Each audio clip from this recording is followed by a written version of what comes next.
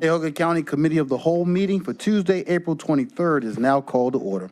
Andrea, would you please call the roll? Good afternoon, everyone. It is 2:50 p.m. As a reminder to all in attendance, this meeting is being recorded and live streamed on the county's YouTube page. Calling the roll, Ms. Turner. Here. Here. Ms. Stevens. Ms. Stevens is absent. Ms. Simon. Ms. Simon is absent. Mr. Kelly. Here.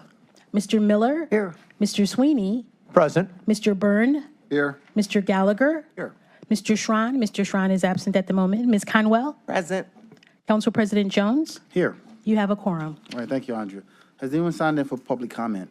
No public comment has been received. Okay, well, we have one item referred to committee, and we will begin, Madam Clerk, by you reading the item into the record.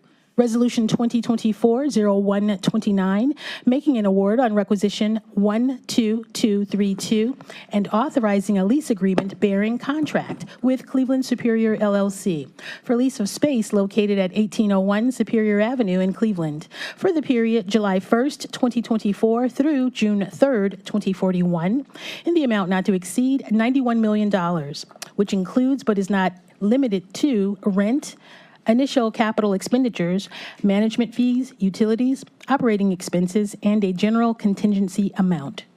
All right, and this time, Director Devers, we will turn it over to you. Okay, thank you very much, Council President. Welcome, and thank you to the council members for inviting us back today. I have with me also is Brian Jeffers from CBRE, our real estate consultant, to answer questions. I was going to briefly go back to part of the presentation, and I'll advance it as we get going here. So I'll advance as we've shared this information before, but I'll advance to slide number 6, if that's all right. Okay.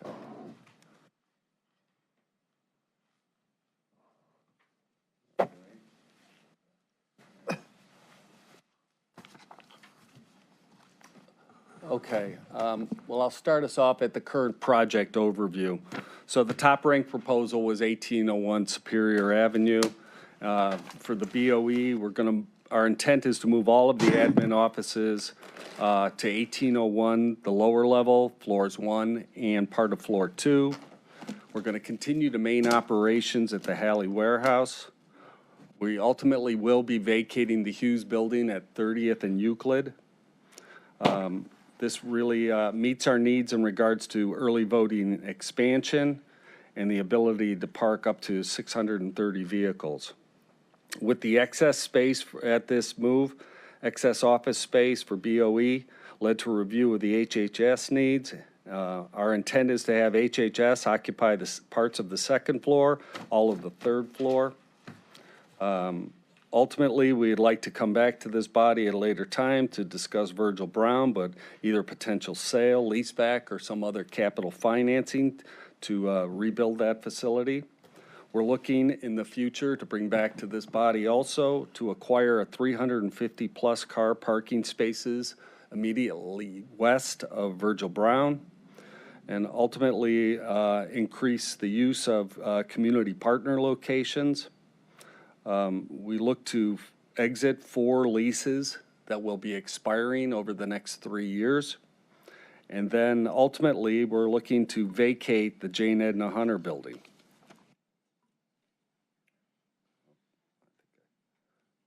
So in regards to, I think I bounced forward one too many slides.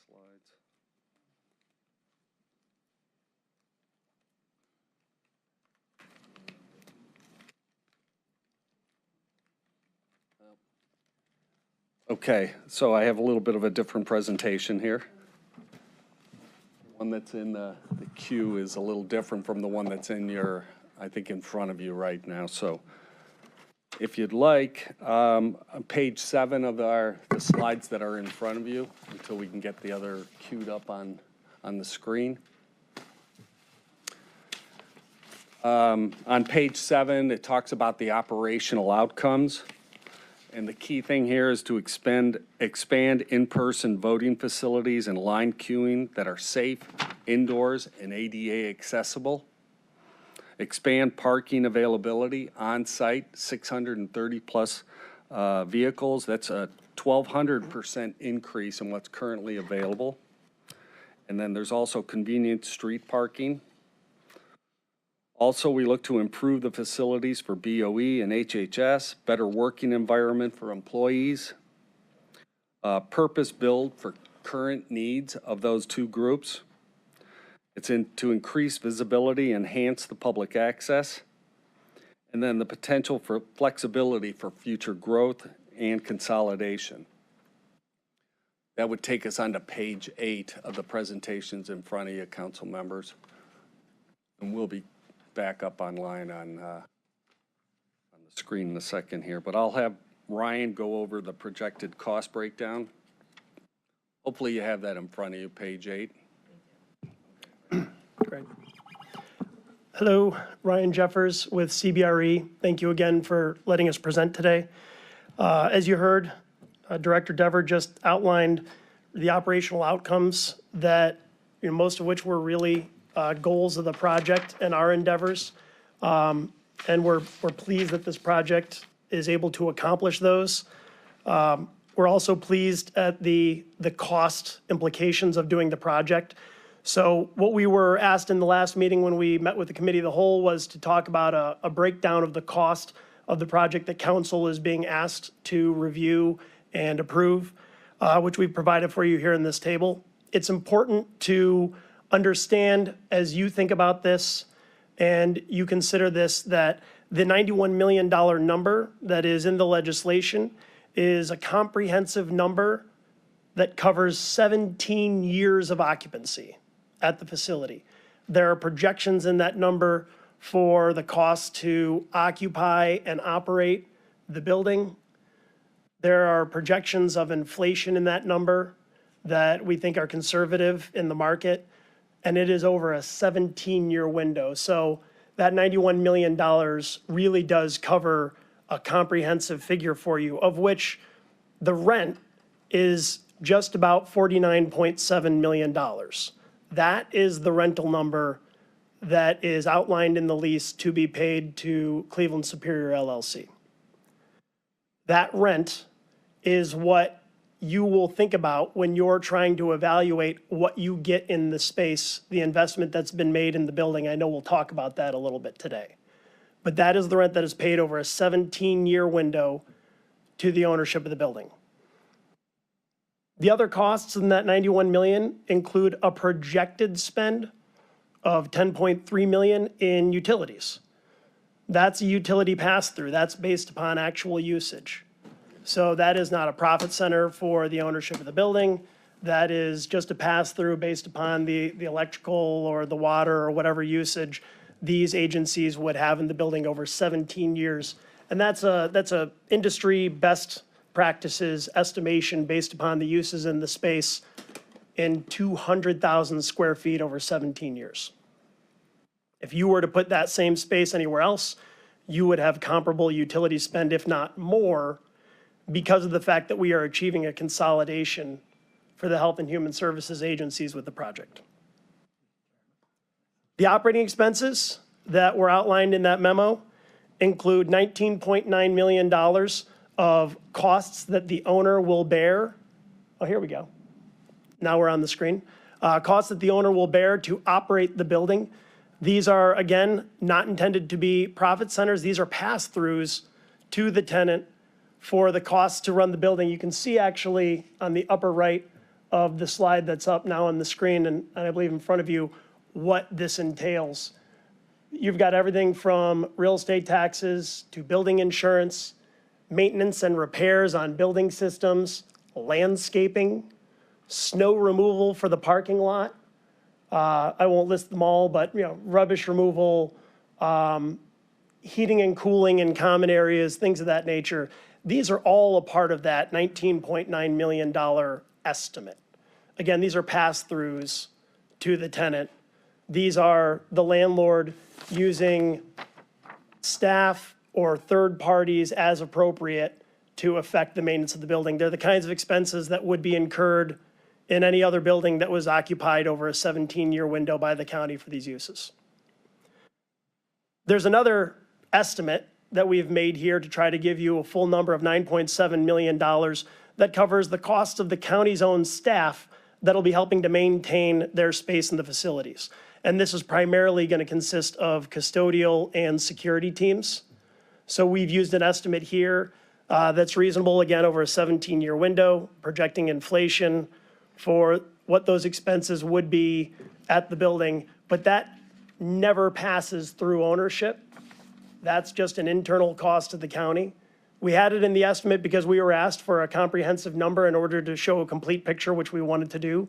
But that is not a cost for the landlord. That is a cost of the county's own personnel providing services. There's another 1.4 million estimated in capital. There's two parts to this. One is a very explicit number that's actually outlined in the lease. There was a negotiated, agreed-to contribution that the county was making in order to improve accessibility at the property by way of an ADA parking area just outside of the north door, and also an elevator in the parking garage that would help to provide services to the county's own employees. So that is a $550,000 number. That's a set fixed figure in there that was negotiated with the property owner that is being contributed to improve those above and beyond what's required even by code. We're going to have more accessible parking here than I believe is needed by code. And then there's a contingency figure of about $800,000 and change. Let's, for purposes of rounding, call it $850,000, which is a contingency number of other costs that the county may ask the owner to incur over the course of the project that are not yet outlined, but would be to benefit the county. That 850 is, again, a contingency. I think oftentimes you see in these projects, you have such contingency figures for the unknowns of a renovation. Say 800 or 850? You said 850. And I'm rounding those numbers. There's an exact amount in the legislation, but the total of the two is about 1.4 million for capital. So that's intended to be an all-encompassing picture of what that 91 million entails. Again, it's a long view over 17 years. It includes annual inflation projections, compounding over time, because we wanted to be conservative here for you. But the rent itself is just 49.7 million of that number.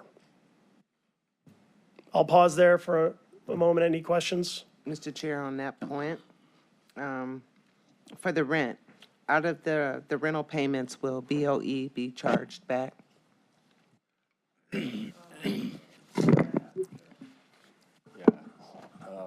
The internal service fund. I'm fairly certain there's an internal service fund, so we can cover that. Mike, if you could speak louder into the microphone. Thank you. I'm fairly certain we have an internal service fund, so I'll get your answer for that, okay? Okay. Specifically. Any other questions? Councilman Schron. Yeah, you just went through a list of operating expenses that would be picked up by anybody if they were a tenant in the building, or we'd be paying these at other places? Is that, These are the costs that you would be, all depending on the rent structure, obviously. Sometimes it's included in the rent, but the rent is higher. yeah, But these are, and again, you can see it in the upper right hand of this slide. These are typical building expenses that you would incur anywhere. Pest control, Sure. landscaping, snow removal, maintenance of HVAC systems.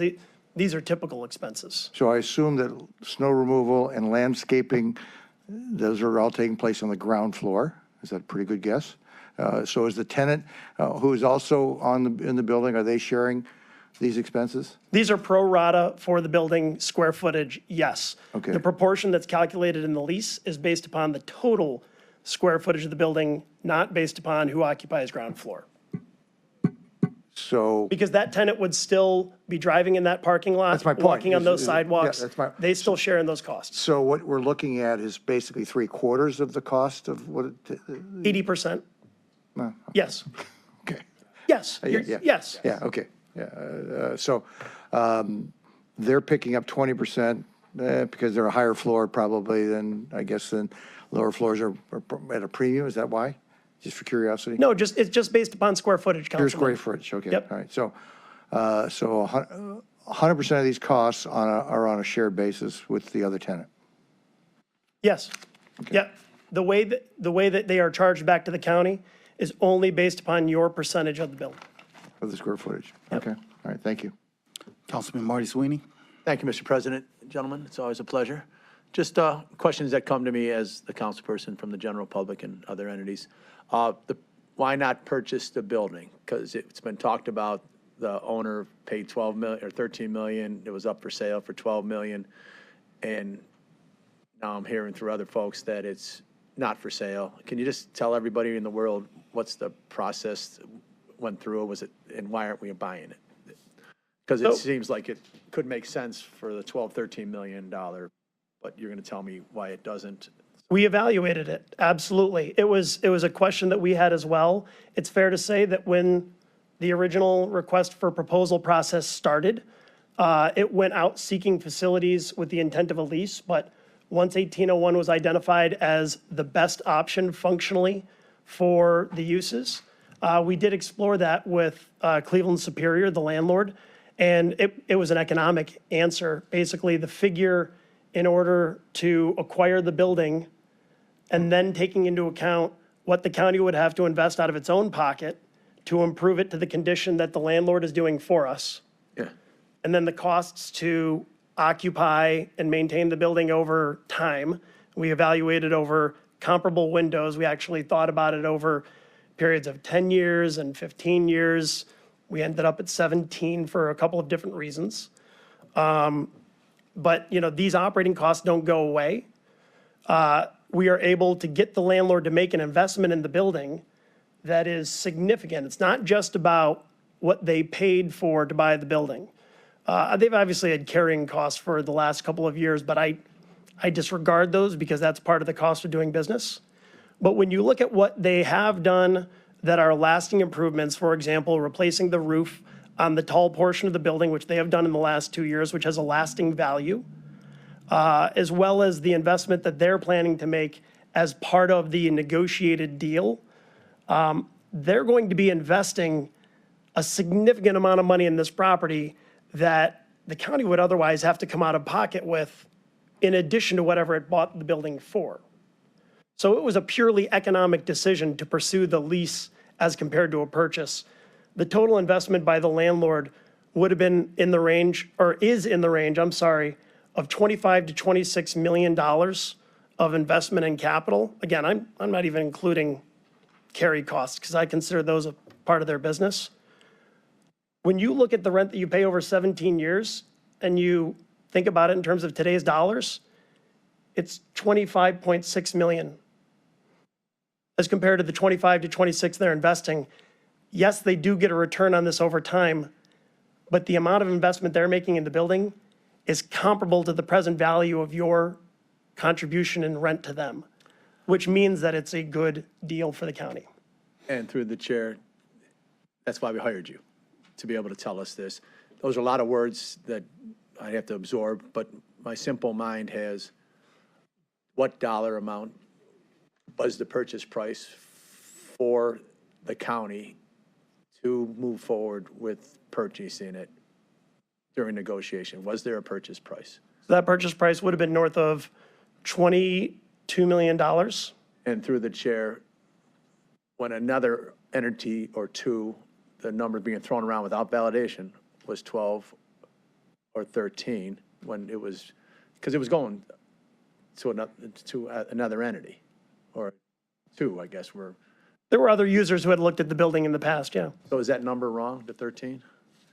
No, that's what the current owner bought it for, 12.35, I believe. Yeah, I know that was the purchase Oh. price from him, but Other- during negotiation with other folks, was it, So there's some hearsay. yeah, that's all I'm trying to, From my understanding, and, you know, we try to be as aware of activity in the market. We don't represent every single user in town. I don't believe that there has been a sale discussed between the current owner and anybody else for anything less than $20 million. perfect. I'm just trying to clear the air because that I believe hearsay that is firmly. cruising around, and now we have the factual data that you're providing to us. And the only thing I'm pausing about, and I'm fully supportive of this because the Board of Elections needs to have a great home as well as HHS. This would be a great home. At the end of the day, we don't own it. So the math all adds up to saying, even though we don't own it, it's a good deal. It is a good deal. We have negotiated a right of offer. It is a modified right of offer. Oh, at the that end? actually equates to, Cool. in effect, a right of refusal, but it is drafted as a right of offer because of the cadence in which the communication happens.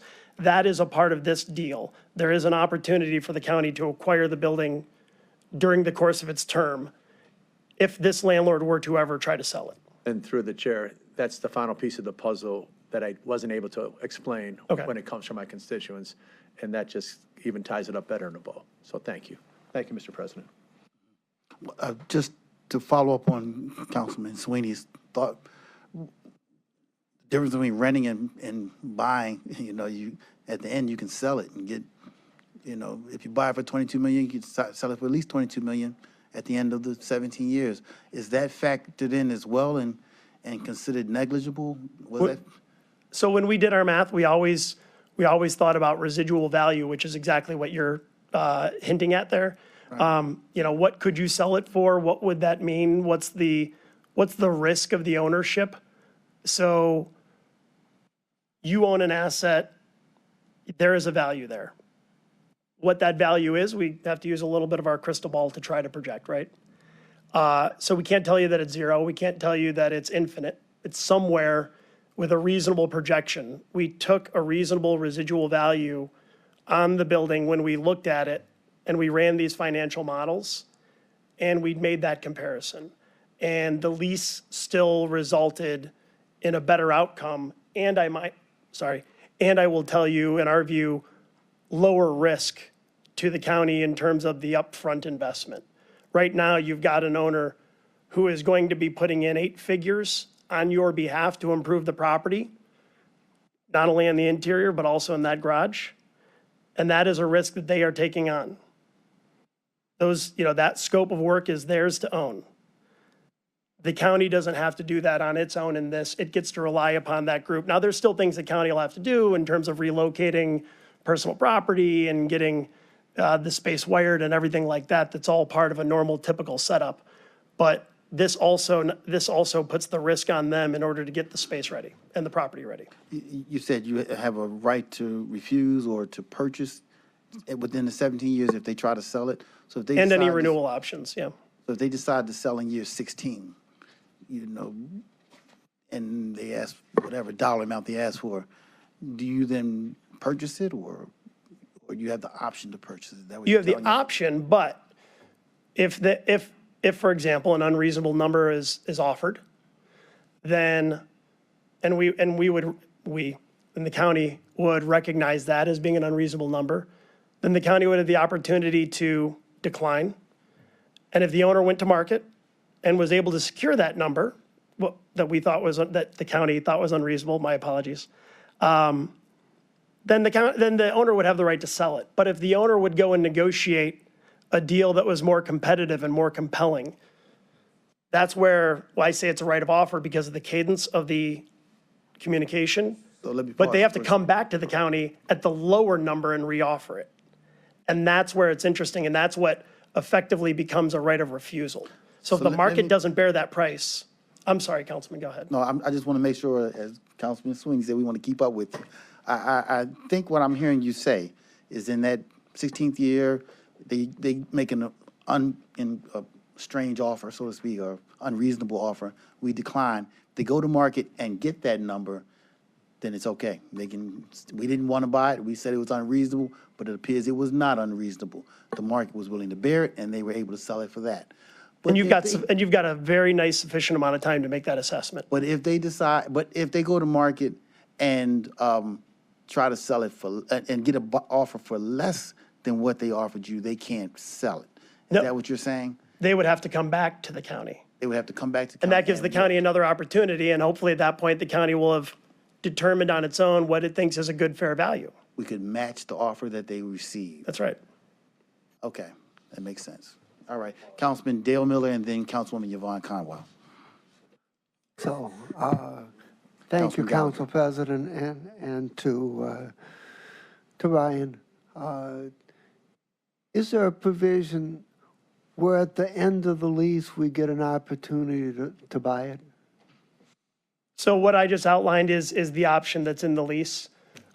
There's no other explicit option in addition to that, no. It's that option where you get to match an offer at the actual market price.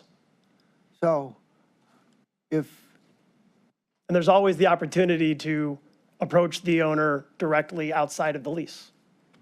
so if there's not any other sale offer in play, well, then this provision doesn't come into play, is that correct? That's correct, but you do have the option to renew. You have a 17-year lease, and you have the option to renew another 5 years, and again for 5 years, and again for 5 years. So you have 32 years of total control here. And my other question relates to the fact that due to COVID-19, office space just isn't worth what it used to be because it's not being used as much. And my question is whether this aspect came into play at all in negotiating the rent. So it definitely has come into play. Maybe not as explicitly as you just stated, but I would tell you that if you look at the holistic view of the project that's being proposed, the impacts of the last 4 years are all over it. What's happening to elections and the processes of our elections and what this facility does to help you improve the services around that. What's happening to your Health and Human Services Agency and how it delivers service to the constituents of the county. You heard Mr. Merriman, Director Merriman, 2 weeks ago talk through how the Health and Human Services Group is providing a lot more virtual. They have a lot less visitors coming to their doors. We are achieving a 40% reduction in space. Councilman Miller, you hit the nail on the head. We are able to reduce space a lot as a result of what's happened over the last 4 years. In terms of the negotiation, there was no explicit argument that we used COVID to our benefit, but we did use a competitive process in this environment of 2023, 2024 with limited users of quality credit. And I believe that competitive process did exactly what you just said, where it leveraged your size and credit in this market to get you the outcome. Okay.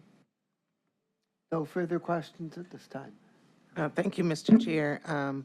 So they asked my question about the 17 years, so I think I got that. But was there an appraisal done on the building? No, there's no explicit appraisal that we have done on the building. We gave our opinion on opinion of value, broker opinion of value for the property.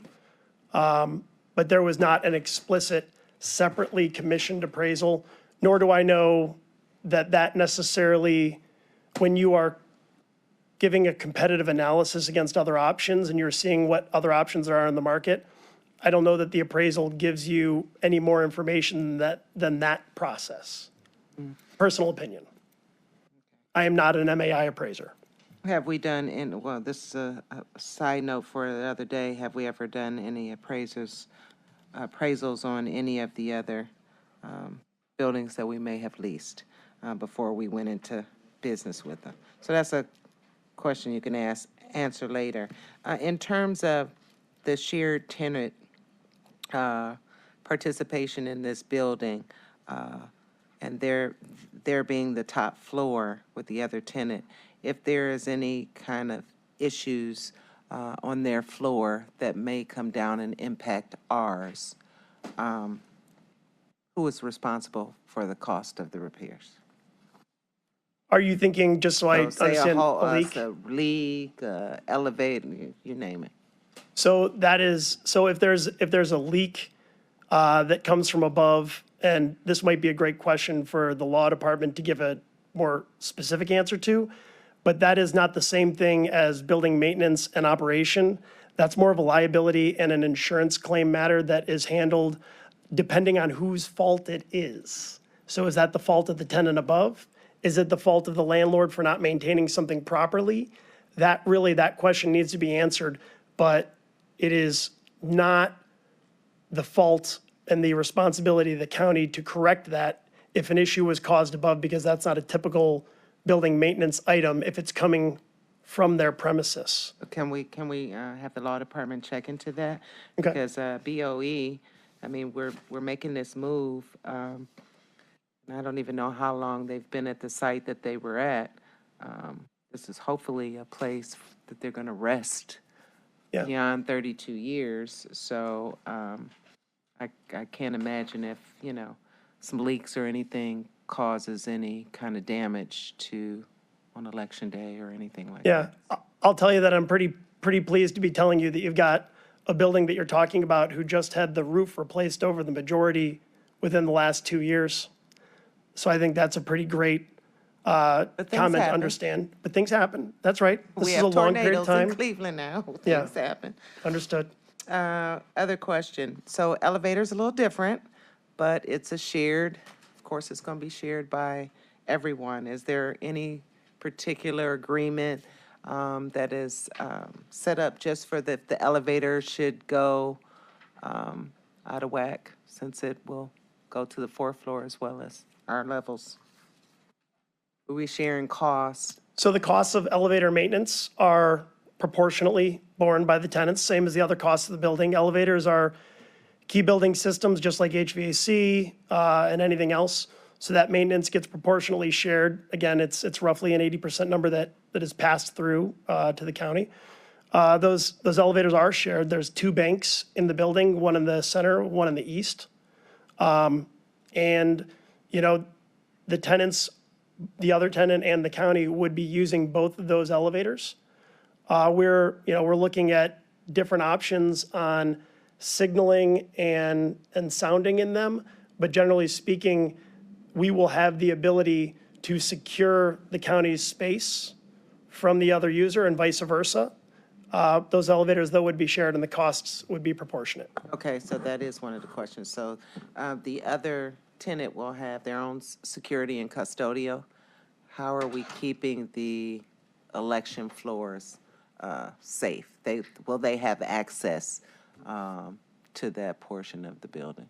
There's a common walkway that comes in on the north door that goes to the elevator bank in the middle of the building.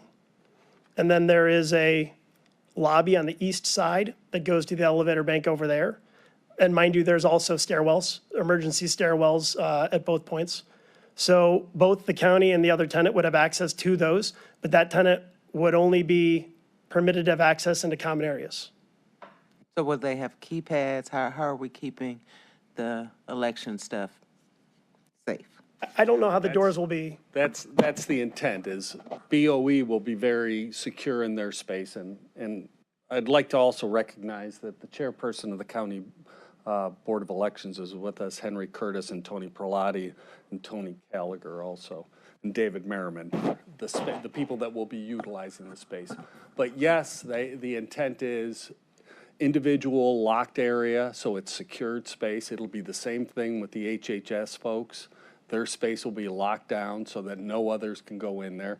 And as we go into some future slides here, which will show a map of floor plans, I'll be able to show those common areas where, be it BOE utilizes, HHS, and then also the Step Forward folks, because they will be using that similar elevator bank. Thank you. Who's next? Okay, he is ceded to you. Thank you, Mr. President. Through the chair, Ryan, you mentioned that there's $25 million in improvements that the landlord's looking at doing. A roof replacement is a significant investment. What other examples is the landlord looking at doing? So the roof is significant investment. I'm pleased that was a proactive improvement that they did, even without a tenant in tow. They did that to the tall section of the building. They've also committed to improving the garage and the parking field. So the garage itself is a significant project. I would tell you, over the course of our negotiations, the improvements that have been negotiated for that garage are probably the single largest dollar figure that we've gotten this ownership to commit on. because we realized early on that if we really wanted to achieve the stated goals of the Board of Elections, we needed parking. We needed to ensure that the site had an appropriate amount, even a more than appropriate amount of parking. Keeping the garage does that. So there's a more than $5 million investment that's being made in the garage just to ensure that it's being shored up, that we're extending its useful life, that it is structurally sound, that any of the spalling concrete's taken care of, cleaned up, that it gets painted, in general, that the garage is in good shape. There's also the investment I mentioned earlier. And this is, I guess that would be outside of the landlord's investment. As I told you, we are committing some investment in the elevator in that garage, but that is not part of the landlord's number that we've quoted. The landlord is taking responsibility to expand the parking field. We agreed to take on the incremental cost of an expanded accessibility area just outside of the north door, but the landlord is taking on the cost of expanding the parking field. As you look at the site overhead on the northwest side, as well as the east side of the parking field, as well as creating a drive-through pass-through where the drop box will be located for ballot drop. That's on the landlord? They are taking on a portion of that, and we are taking on the actual box itself, because the box, I see Councilman Gallagher finds that fun, but the box itself is something that we can't ask the landlord to do as a third party. The BOE has to actually install that themselves. Sure. So the queuing that happens within the lot is actually far better than what you have today over at the Hughes building. Because as you know right now, the Hughes building is a very small lot where you basically have to create a tight U-turn, and all the cars queuing up are kind of tightly wrapped around an area that has narrower streets, one lane in each direction. It really does not functionally work well because you're also mixing all that car queuing with people queuing in line. Whereas here at this building, you've got all the vehicles that can queue up in that parking lot, that can queue up around a block where you've got more than one lane in each direction on many of the sides. They are also doing. Just in regards to that, I'll have future slides as we move along here, and we can actually show how that is. That's all right. And so, sorry, I'm rambling a bit, but to finish up the answer to your question, approximately $6 million on interior fit out of the space. That's not only the portion of the garage that is being updated, that's in the southwest corner of the garage. That's going to be a small area for the BOE, but also the interior of the office buildings. That's $6 million their investment. And then there's roughly $1 million of furniture that is being provided as part of this deal. There's roughly 150 units that came from another project of the landlords that were lightly or not at all used by another corporate user. And then there's a number of units that are part of the Cleveland.com Advanced Media Plain Dealer project that are in there. We're talking everything from workstations to chairs to conference tables, things like that. The value of those, if bought new for the county, far north of $1 million. But if we were trying to be reasonable in our summation of what's being provided, technically they're used furniture, but they are like new. So we have an approximate $1 million estimate of the value. Thank you. Another question, if you don't mind, Mr. Chair, is then these improvements would start as soon as the lease is agreed to? Yes, the improvements in the property would start immediately. Okay, and then just a couple questions regarding day-to-day operations. I see that the building systems, repairs, maintenance, the HVAC, electrical, plumbing, elevators, et cetera, are all taken care of by the landlord. Following up with Councilwoman Conwell's question, a little sensitivity regarding the Board of Election and what is done there. So I know there's a lot of cabling, wiring, electrical that has to be done previous, or if we're shooting for the fall. This will be done by the landlord, or this will be done by in-house trades? This work will be actually done by the in-house trades. There's a lot of cabling that needs to be done. And for those of you that have walked through the building, they're on raised floors. So we're putting together the team of electricians from our shop that will be doing all of that cabling in the building. And then once that cabling's done, our trades won't be involved anymore? No, our trades will still be involved. The systems itself, so when Ryan makes reference to certain systems in the building, the elevator system is contracted out. Somebody else is going to take care of that, be it Schindler or Tyson Grupp or someone like that will be taking care of it. We've got a generator that we're going to be installing at the facility too. We'll have Ohio Cat will be taking care of that.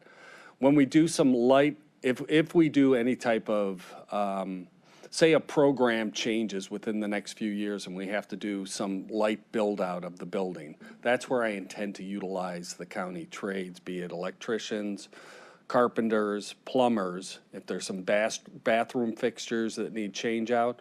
So that's where we would end up utilizing the county internal fund and paying for those people to be able to do that kind of light maintenance of the building. And I'm sure there's sensitive material not only at the Board of Elections, but in HHS also. Can we get a list of who these contractors are that the landlord's using? Yes, sure. Yes. Thank you, Mr. President.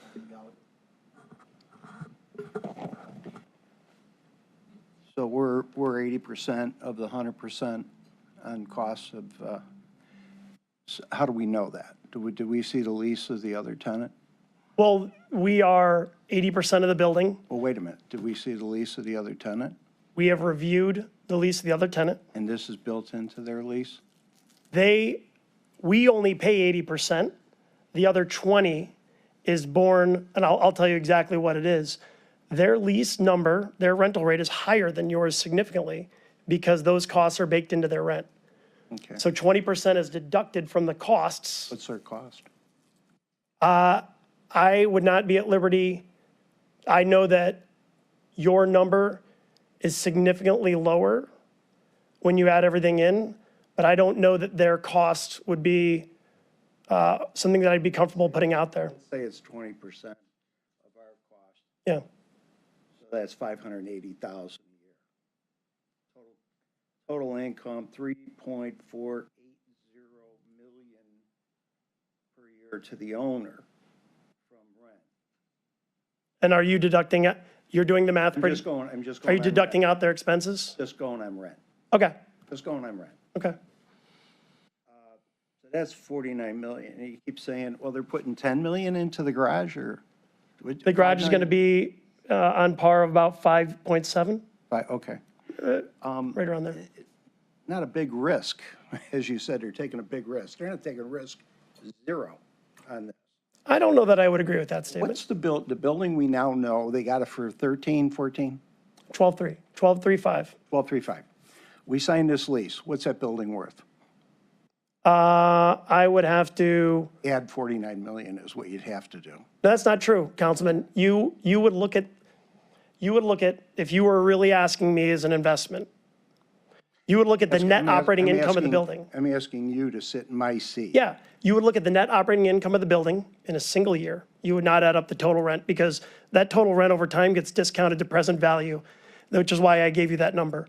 You would not look at a total rent over time because an investor doesn't look at the total. They look at what is that money worth to me today. You would look at the single year income, net of expenses, net of capital risk, and then you would apply a factor to that to project the value of the building. I wonder, what's the risk to the owner? If we sign this lease, he has Yep. somebody on the fourth floor, what's the risk? Cost overages On what? on the initial project, for one. On what? Our interior fit out, the garage repairs, parking field. I think we can all agree that they're not going to go over. I don't know. What I'm saying But is that's not your we're risk. offering a hell of a benefit to this owner. And good on them. They have somebody that's ready to swallow a big shiny hook for $50 million. And you can smile all you want, but I'm looking at a BP building, 1/5 the size. They went for 54 million with an attached garage. And I just got to sit here and ask, and the only reason that I'm so stubborn on this is we've gotten involved in some bad deals that we can't get out of. Bad deals. And because we didn't do our due diligence, or at least it's alleged. And we're sitting here, we can't fight that. So for less than what this is really going to cost us, could have had the BP building. You could have put county offices like crazy in there. And we wouldn't have been Yeah. shifting HHS and everybody else. They'd be just going over to the BP building. Was that ever looked at? I will say a couple of things. I don't mean to be cute when I say this. BP building did not have an attached garage as a part of that sale. They split the two. That building price specifically excluded the garage, which sold for a very separate 8-figure number. Right. Well, So- that's, okay, even still, I think we're further ahead. Yep. Owning the building. We're paying real estate taxes. What government pays real estate taxes? If you are successful in getting a waiver on those taxes, the way this lease is structured, you won't owe them. But they're in there. As an estimate, because legally, I am not allowed to tell you Okay. that you're able to get those abated. You have to make an application. Well, that's a hell of a sale to the taxpayers out there. Well, real estate taxes go to the county, I believe. I understand that, but I'm just saying, we're trying to get a break on paying real estate taxes when we're telling people, oh, by the way, yours is going up substantially pretty soon, and we're all going to be getting those phone calls as that comes in. The only thing I'm saying is I don't see a downside for this owner, which is, again, good on them. There's something wrong here I can't put my finger on. I don't understand these dollars. I know the bottom has fallen out of the real estate market with regard to this, and how this is the best deal, and you keep saying it's the best deal. I just have to question that. I don't think there's any risk on this owner if we signed a 17-year deal, bringing $50 million in their pocket, guaranteed. I don't mean to be, I apologize, it could be just nervousness. I don't mean to be laughing as you talk. I don't think that, well, we're doing it to each other, right? It's a Northwestern thing. That's what it is. So I don't think that you can really, with all due respect, that you can look at the $49, the $50 million and you can say, boy, they're making $49, $50 million. That is a 17-year revenue stream. The single-year revenue stream in the first year that they own this building is nowhere near that. And that's really the return that you have to, it's a single-digit percentage return that they're making on the property. Now, do I think that the owner of this building has made a decent investment? I do. You certainly do. But I don't think that what they're going to get as a return on the property is inappropriate for the investment that they've made and the investment that they will make for the county. And I stand behind that statement. What you're saying about 200 Public Square, absolutely true. There's a whole lot more going on with that building, as an example, as an anecdote, that isn't happening at a building like 1801 Superior. That building had other issues. But at 1801 Superior, you have a building that provides the services you need, that provides a condition for your employees and the public far better than the facilities that these groups are in today. It does it at a cost that comparatively is better than what the alternatives were. And in the next slide, when we get to it, I know we might have other questions.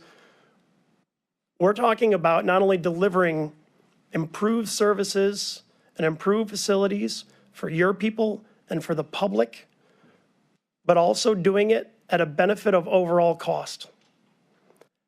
And the cost wasn't necessarily our number one goal, but we were able to negotiate to a point where we got there.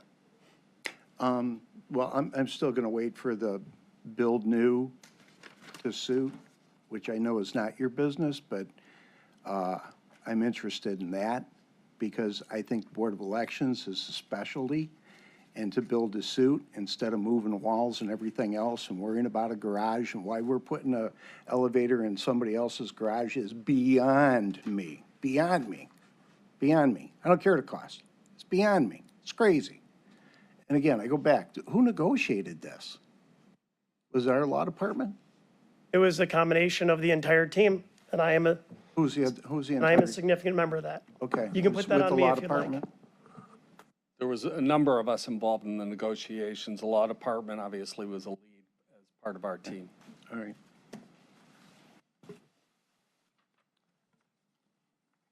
How much are the real estate taxes on the building? Total, the total number. I would have to, I apologize, Councilman Tron, I'll give you the number. I don't know it offhand. I don't know all of these costs broken out one by one. That's the first item on your list. So I know. Whenever I make a list, the highest priority item should be the first item. But traditionally, when I make a list, yeah. Understood, Are understood. we talking 2 million, 2 million, 10 million, 20 million? No, I think what we're talking about is on par of $200,000 to $250,000 a year starting now. And then going into the future, we assume inflation increases. Okay, once the additional values have been added to it, I assume the real estate taxes will go up, I would think, but do you have an idea what that number, because obviously, as my colleague points out, if we own a government building, we're not paying any real estate taxes on it.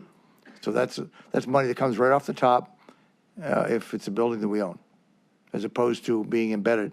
Is that the 80-20 on the real estate tax, what you just gave me, the 250? Oh, I assume that should be shared proportionality. that would be shared proportionally, So the same 250 ratio. So the 250 is not, so our portion would be 200,000 if I'm doing the math? Assuming that's the number, yes. Oh, okay, well, I can only take the number from you. We'll get We'll the you number for more you. specific. Okay, I right. apologize that, That's okay, no. And how many parking spaces are there? so 630. 630, so therefore, 630 for the county. That how many is, total spaces are there? Let's go that way. that's going to be Sorry. net. There is an allocation for the other tenants so that they have enough parking. So it's over 760 spaces total. There's That is seven- just on site. And there's another 64 on the 4 streets that surround the building. Okay, so adding that together, that's 824. So 824 of 80% should yield higher number than 630, right? I apologize, can you I'm ask just the trying to get to question? 80% of what, if everything is 80% and we got 824 spots, So in the, that's, in the negotiation, what we realized is that the existing tenant has a fixed number in their lease that they have rights to. If they don't use them, they're still first come, first served, but there is a figure in their lease that they have a fixed number for.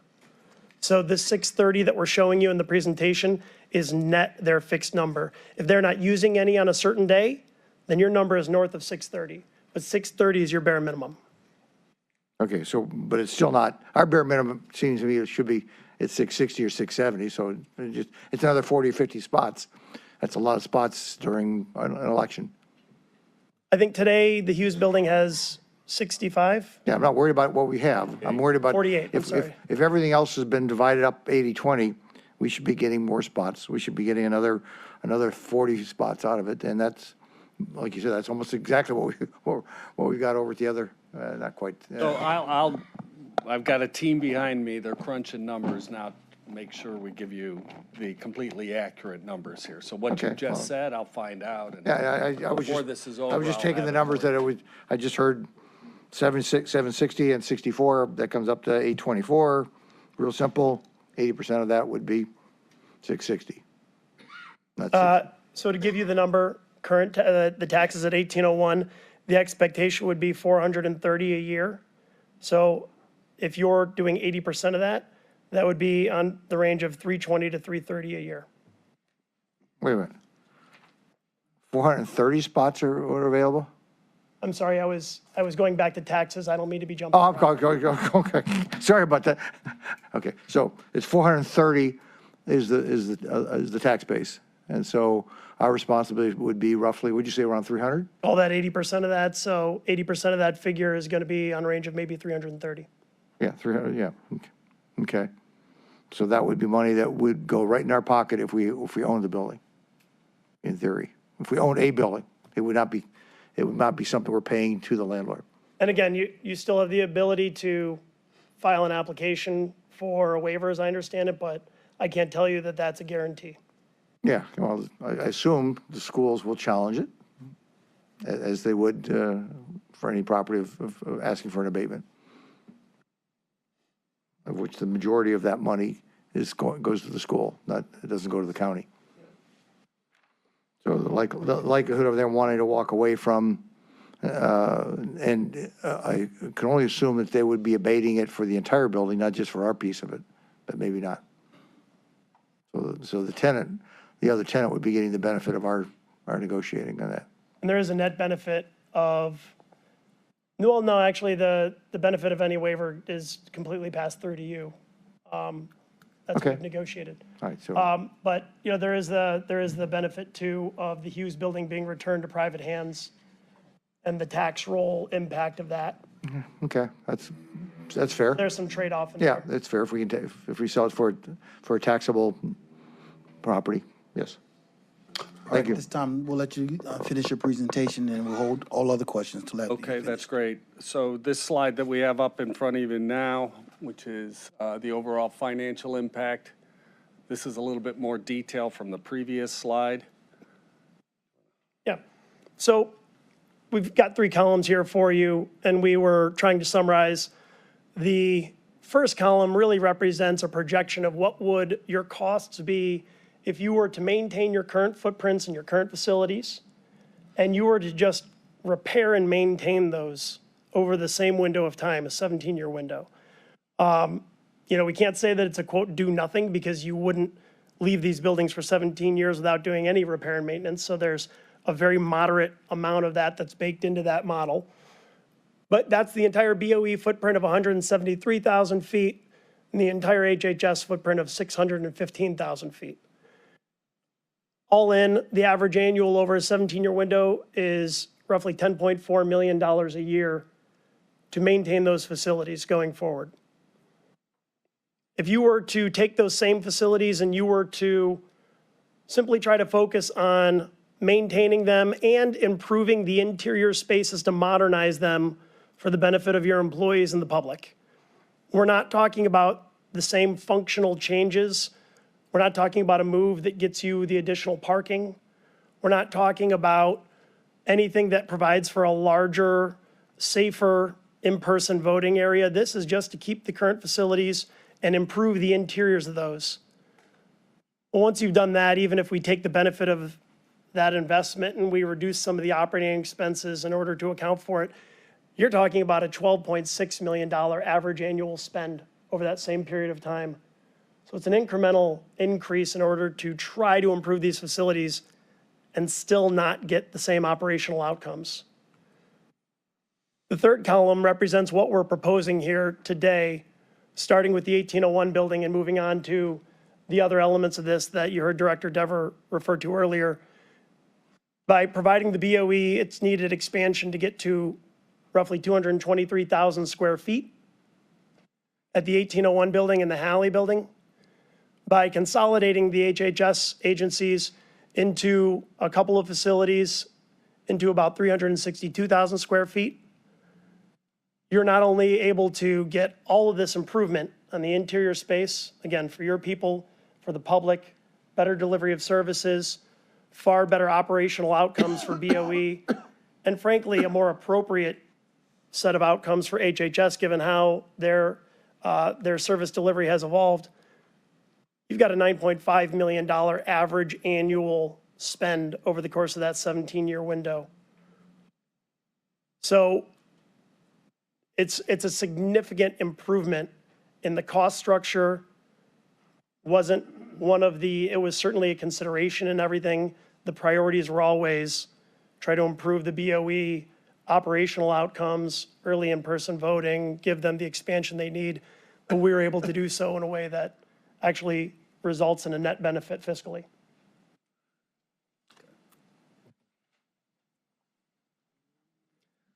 The table you've got here is really a more expanded way of saying the same information. So unless there's any specific questions, which I'm happy to answer, I don't necessarily want to go through all of these figures, but this is just a restatement of those same 3 columns for BOE, Health and Human Services, and the total picture. Mr. Chairman. Going back to the previous slide for just a minute, please. What does NPV at 7.5% mean? So NPV stands for net present value.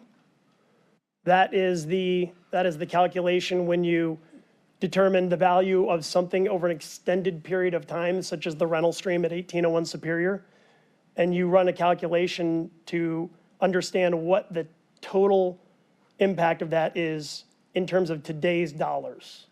So are you saying it's being discounted at 7.5% per year? In that model, it is, yes. That's a pretty high discount rate.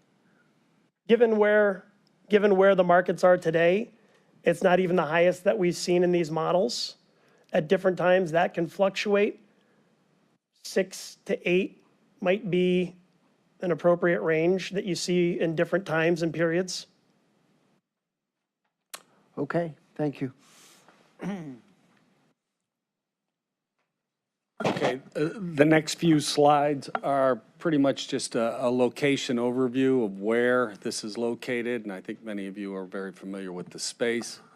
The next slide here is really the timeline that we're proposing to move forward with. So our hope is in '24 here, the council gives us the authority to execute the lease for 1801 Superior. At the same time, the parking lot that's next door to Virgil Brown and across the street from Virgil Brown next to the fire department's command, we purchased those lots, which will be a net gain of close to 400 parking spots. In 2025, our intent is to move BOE fully into the facility in the first quarter. In 2025 also, the sale of the Hughes building or potential reuse of the building, but we're looking at it as a sale. In 2025 also, the Mount Pleasant lease will be coming to an end in 2025 at the end of.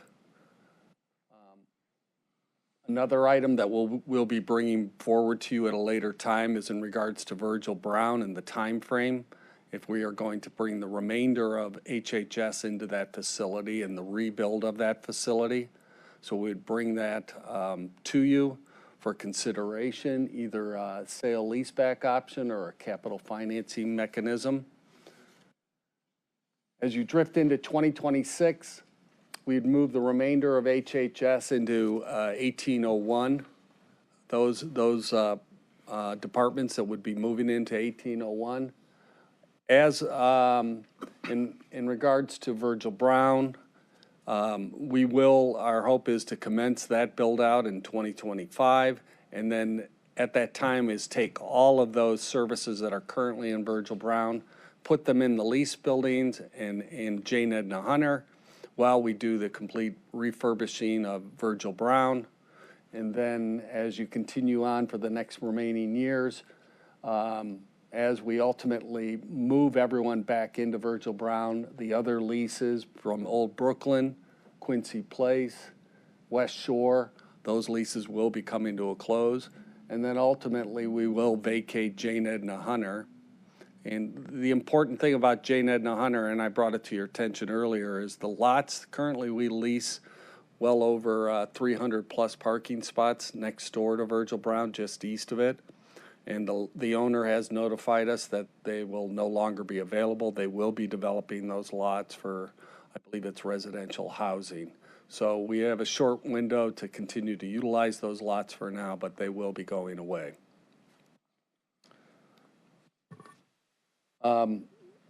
In regards to, this is just a quick overview of 1801 Superior and the Virgil Brown building, which is in close proximity. The two lots that I'm referencing are immediately west of Virgil Brown, 350 spots in that one lot. And then directly across the street next to Cleveland Fire, there's an additional close to 70 spots available that we're looking to purchase also.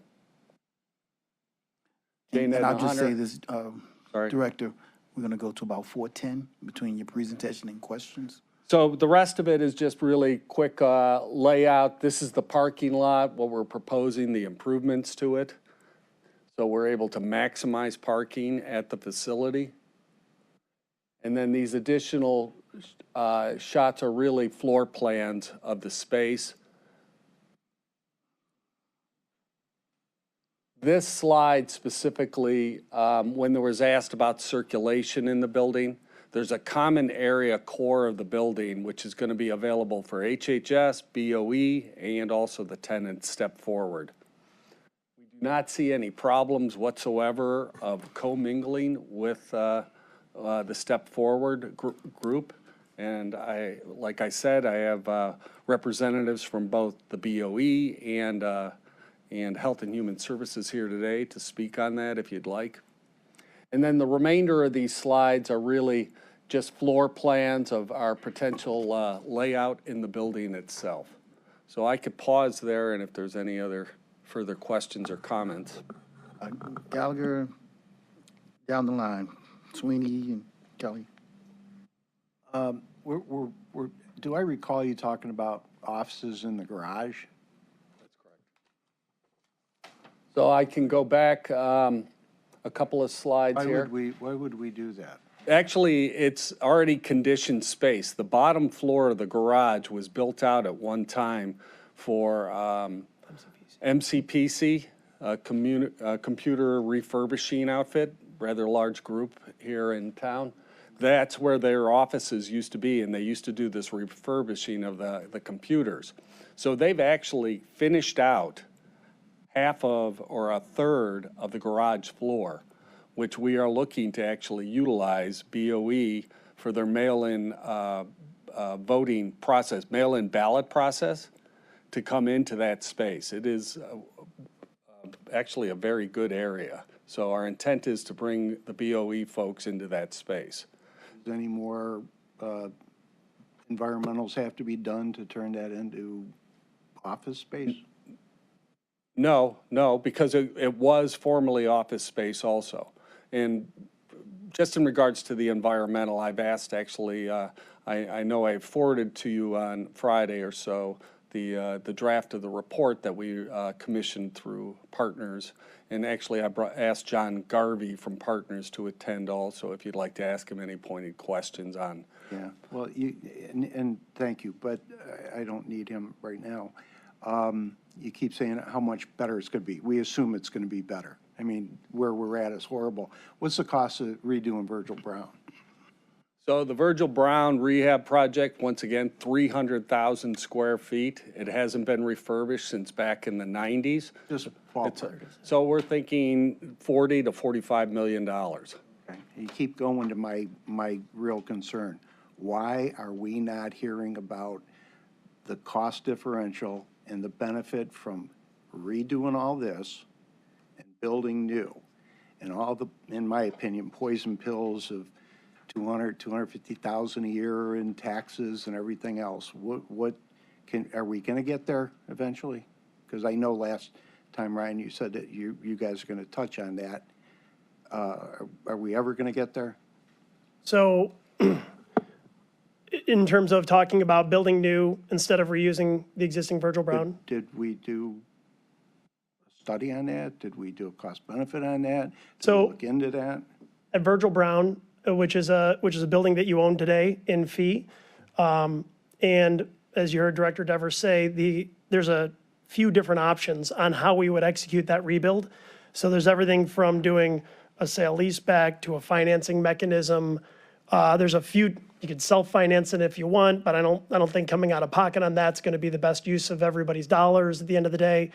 That's going to be ultimately the call of the county.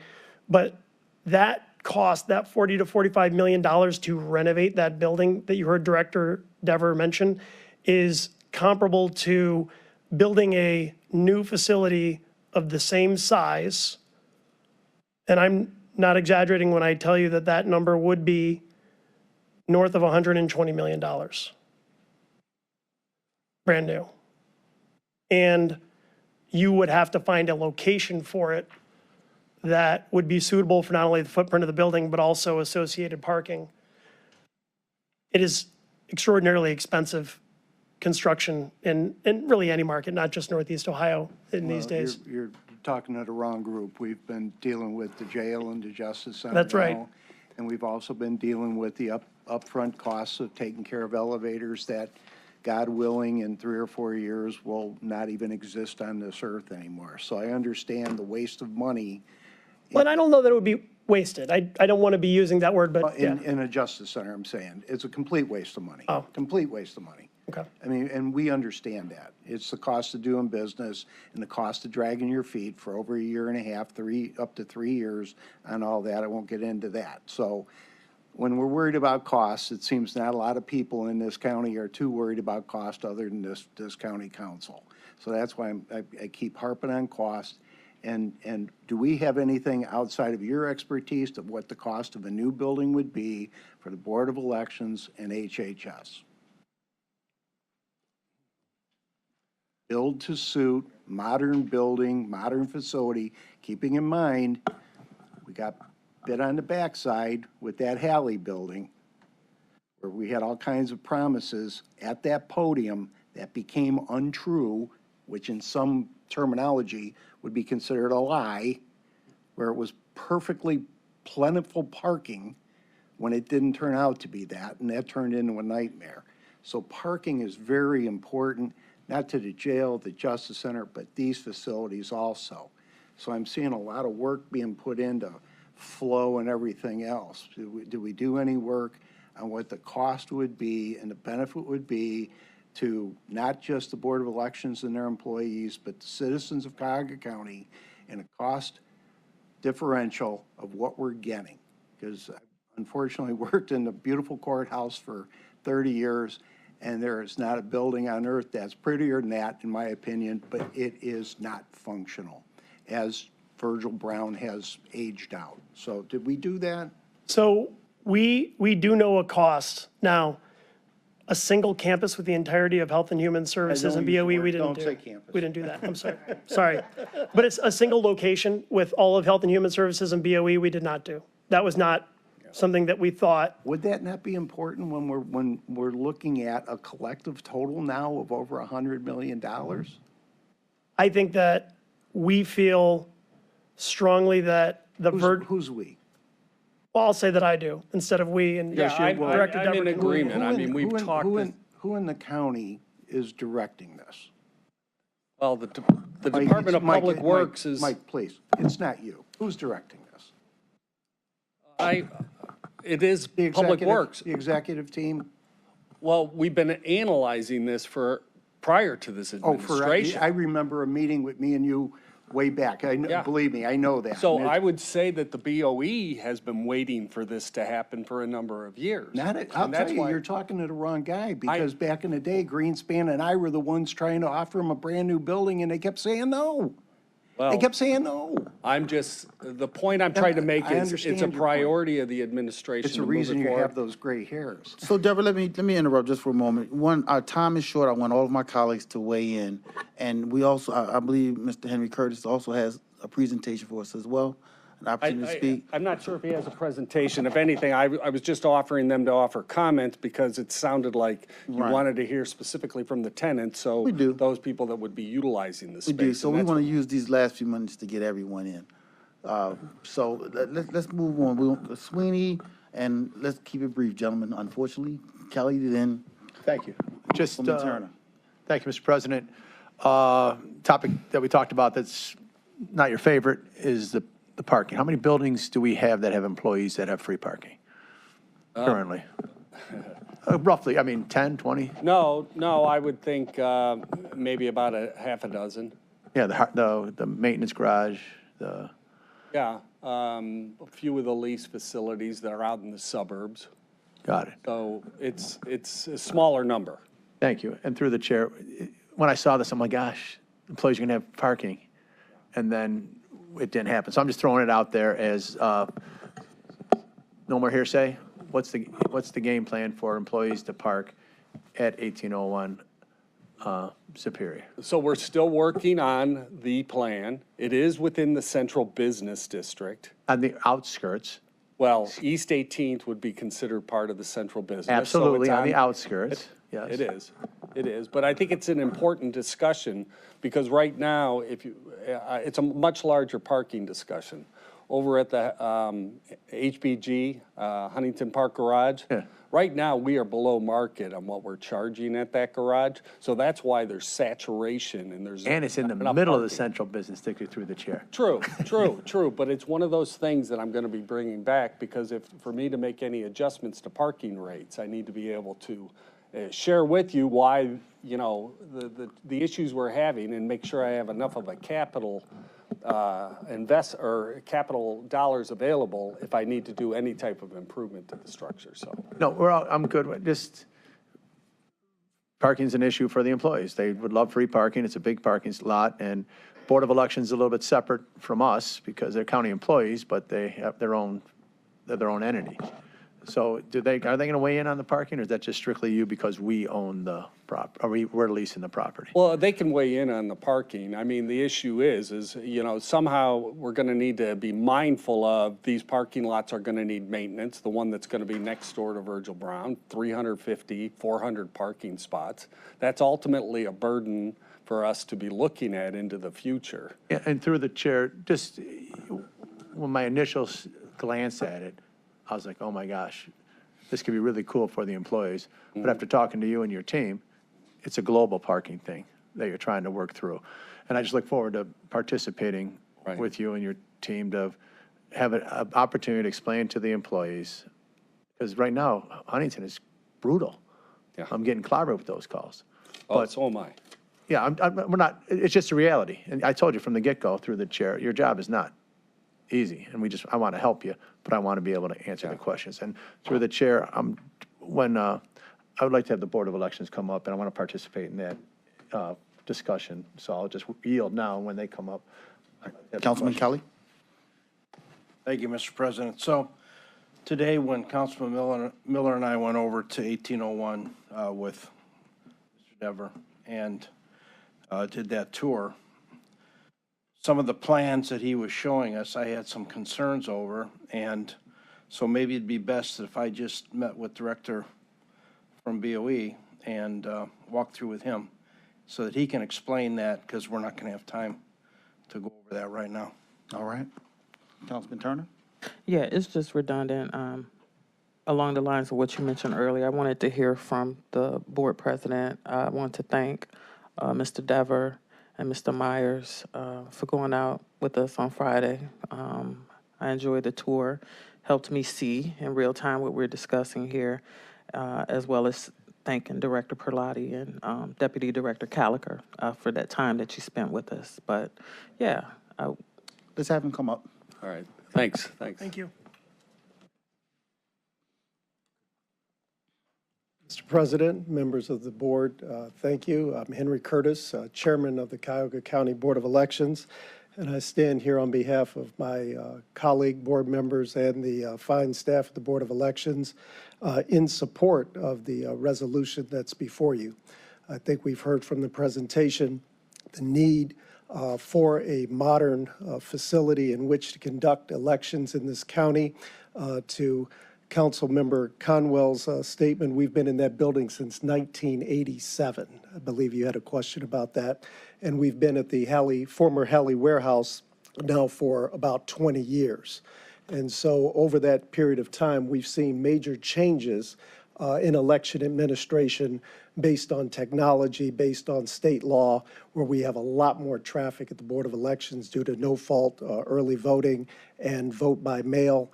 And the technological changes have necessitated us moving into a modern facility. So we are in support of this motion. We certainly want to move it forward with a long-range view that over the course of these next 17 to 32 years that we've heard about, that ultimately the goal, as space would open up and become available within the 1801 facility, that we would have the first right to consolidate all of our operations at one point under one roof. And that would increase our efficiencies. I believe it would save money, and it would also have us with secure elections, with everything being on the same property. Great. Any comments, questions? All right, go down the line. Thank you, Mr. President. Welcome, Mr. Chairman. Thank you, Councilman. Through the chair, we have, you support it, right? Yes, With conditions that you've talked about. yes, sir. Can you tell me what those conditions are? And I'm going to get the director to tell me the same thing. But I'm just wondering, you wrote us a nice note saying, hey, these are some of the concerns. And then you wrote us a nice letter saying, I talked about it and my concerns has been addressed because we have an understanding. Yes, we have Can an you give me your, understanding that- or the director can Yes, do it as well? Mr. Perlotti will come forward. I didn't put you on, I didn't mean to put you on the spot, but I want to be very specific. Sure, I have a thank you. thought process that I'm Yes, going thank through. you, Councilman. Good afternoon, everyone. Tony Perlotti, Director of the Cuyahoga County Board of Elections. Through the chair to Councilman Sweeney. As my chair, Henry Curtis, had stated, at some point, the goal is to hopefully get all Board of Elections operations to come onto one campus to be able to streamline our operations more so than they currently are being streamlined at this current layout that's happening, because there is improvements that we're getting at Halley and at 1801 Superior. But ultimately, as chair and within the board, they have vocalized it like that to be under one property.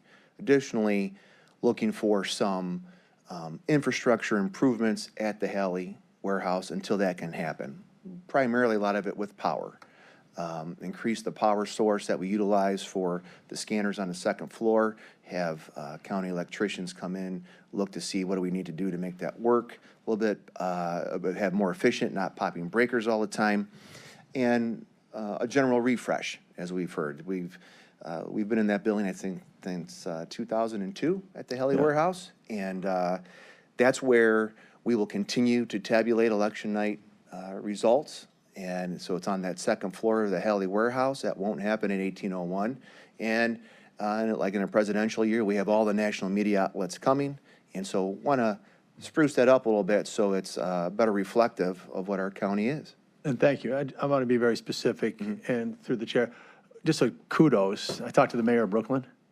What he witnessed on how pure and solid and tight the election process is, because he won by 9 or 10 votes, and how he looked at this, and it was really exciting for him to explain it to me. But through the chair, on this very specific is what has been committed and what has been promised. What's the promised stuff? Because we're going to pass this now, and they say, we're going to do this by this day, we're going to do this by this day, we're going to do this by this date, and in the future, we're going to do this thing, and this thing. Tell me about the future, through the chair. And after you've answered this question, we'll move on to Councilman Miller. Sure. So in conversations with Director Dever, that as far as Halley is concerned, he is going to have his team come over. They're going to do an assessment of the current space that we have at the Halley warehouse, looking to see what the electrical needs are, what needs to be done there, and also what other types of, as we hear, refresh type things can happen. Paint, maybe a little bit of carpeting here and there, doing some of those types of things. So he has committed to myself, to the board members, that he would have his team come over and take a look at that as far as that's concerned. Regarding 1801, at this time, we've tried to work through various configurations to make the Board of Elections all fit at the one property at 1801. We've come up a little bit short on the square footage and making that work. And as Ryan and the director talked about, they're going over the pricing structure. And so through them, it doesn't meet the financial needs to make the whole process, to make this proposal financially sound. But as we live in the building and as there's opportunity with time, hopefully there could be some expansion into that first floor garage space to convert the rest of that into a conditioned space. Again, this is not anything in the immediate, but as time goes on, and again, depending on what happens with the tenants on the fourth floor, again, they're committed for some time, but at some point, if they choose not to renew their lease and that space comes available, not necessarily maybe that the Board of Elections would go into the fourth floor, but maybe there can be some additional reconfiguration within the 1801 property to make space available to bring the entire Board of Elections onto one campus. As I close out my comments, I want to thank you for your letter to the board, and I don't like the word assess and hope, because time goes on. I want commitment to get it done, and we'll talk about that as my time gets renewed to me. Thank you. Let's continue on. We want to get everyone in. So, Mr. President, to Director, just a quick set of questions. What's the current total number of registered voters, and what's your projection for the total vote for the November 5th election, and how would that break down in terms of in-person, mail, and election day? So as of today, the Board of Elections has about 880,000 registered voters. Presidential year, we will get an influx in registrations. Right now, Black Fork nonprofit is circulating, bringing cards in. So we'll probably get up about 900,000 registered voters in this presidential year.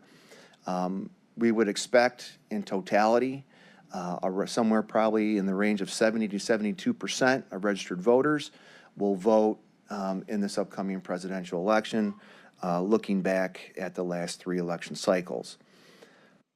Around a third, now 2020 is a little bit of an outlier because of what we went through with COVID, but we would expect somewhere around a third, 30 to 35% of the individuals will vote absentee, with probably 50 to 55,000 individuals coming and voting early in person during that 1 month window, with, I'm not sure what that math is, but probably around 200,000 plus individuals utilizing the vote by mail process in this upcoming election. I can hone in and get you more specific numbers, but I'm just trying to do some quick math in my head. For in-person, you said about 50,000, is that correct? 50 to 55,000. 50,000, okay, thank you. Passed. One question, for the early voting and the desire to potentially move in before in a timely manner for, to have early voting taken care of from that facility. What does that look like? What do we need? We talked briefly about IT last time. Give us a sense of that, and turn it over to you. Sure. So currently, the Board of Elections, along with Public Works and a team that they've compiled, we're kind of working on dual processes. So we are working on preparing for early vote at the current Hughes Building, 30th and Euclid, but also what will need to be done in order to go into 1801 if that becomes an option for us to utilize that. Needing to look at both of those now, because if we do, if this lease does come about and we're able to do that, we need to be down the path getting ready to make things happen. So one of the biggest concerns that the Board of Elections has is making sure that we have the IT infrastructure in place at 1801 Superior. When you come in and you vote early in person, we're issuing ballots out of the voter registration database. And so that is the key upon which, if you don't have that functioning, then you can't have voting at an alternate location. So it's in conversations now with County IT, who's working with AT&T to see what the infrastructure of the 1801 building is, what would need to be done to get our database connected to that location. Currently, we know that the board works out of the Haley warehouse in the Hughes building, so we have our servers and everything at the Hughes building, and we are already sending things over to Haley to complete work in that database. So firewalls, IT, infrastructure security, we have a model for that we would be able to apply to another building. But you have to get in and touch things to make sure that works for sure. I need to know that at the latest July 1st.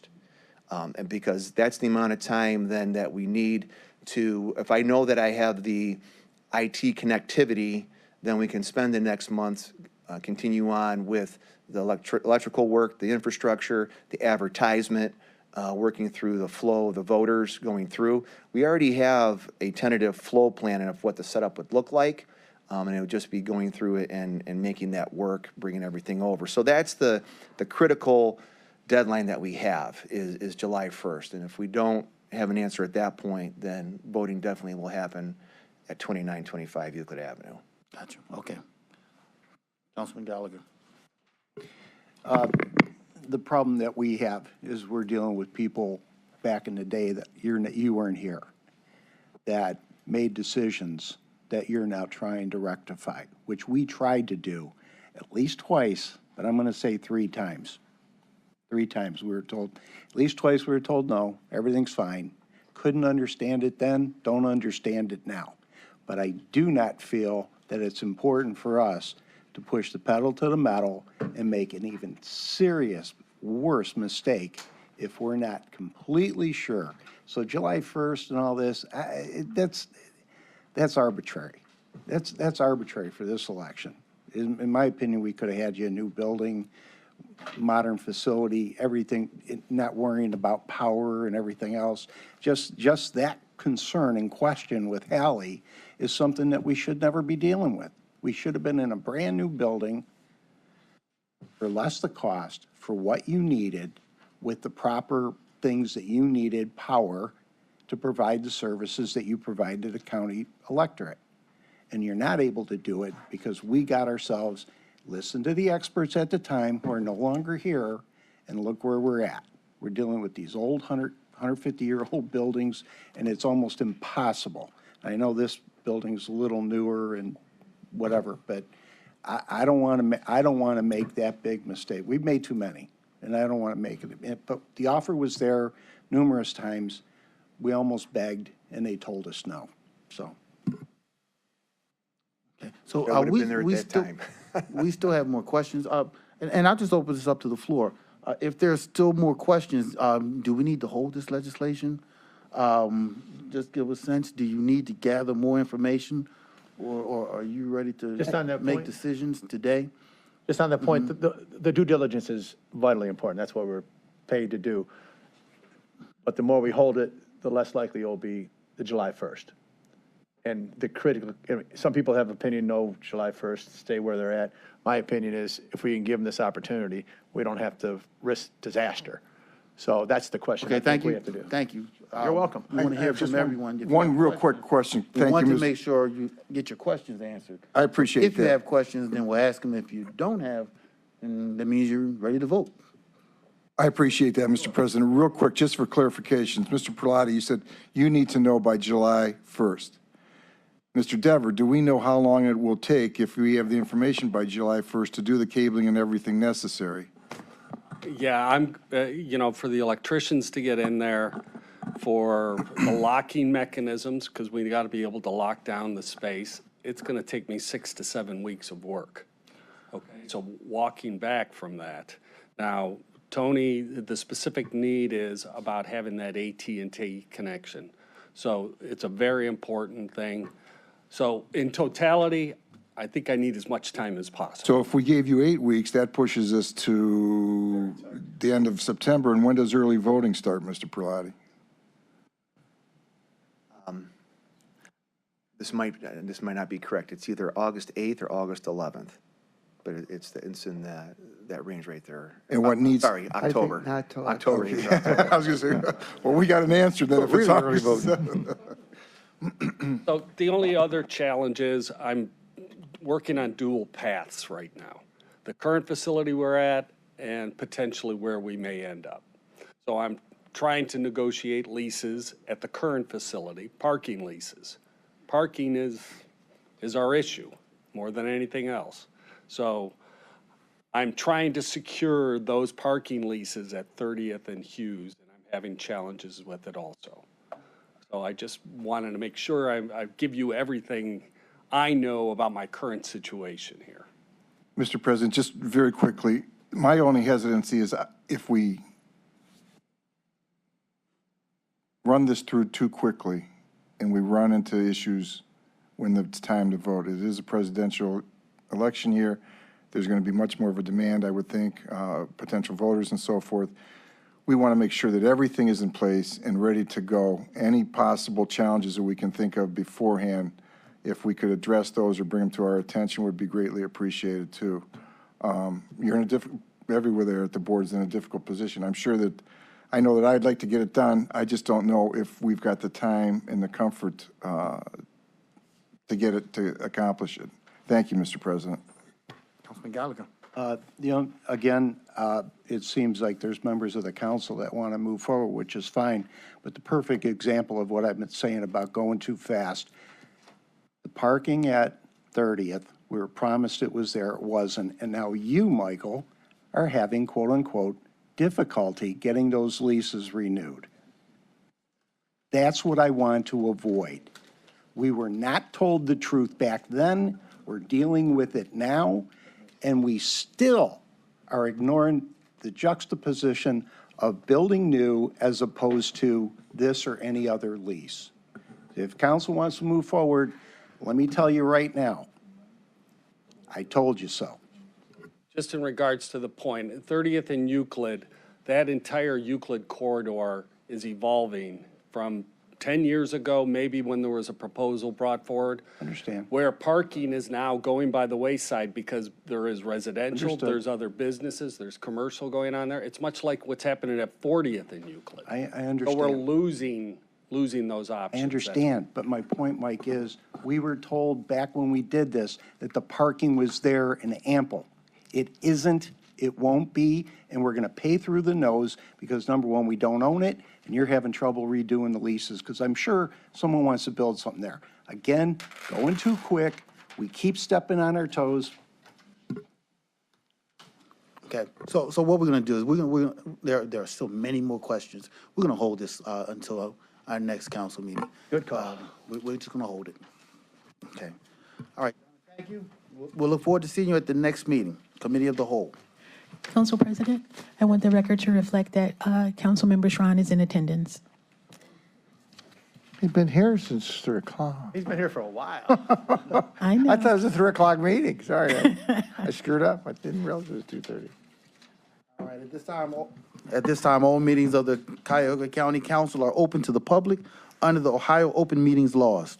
Under that law, council may go into executive session during a meeting for specifically authorized purposes.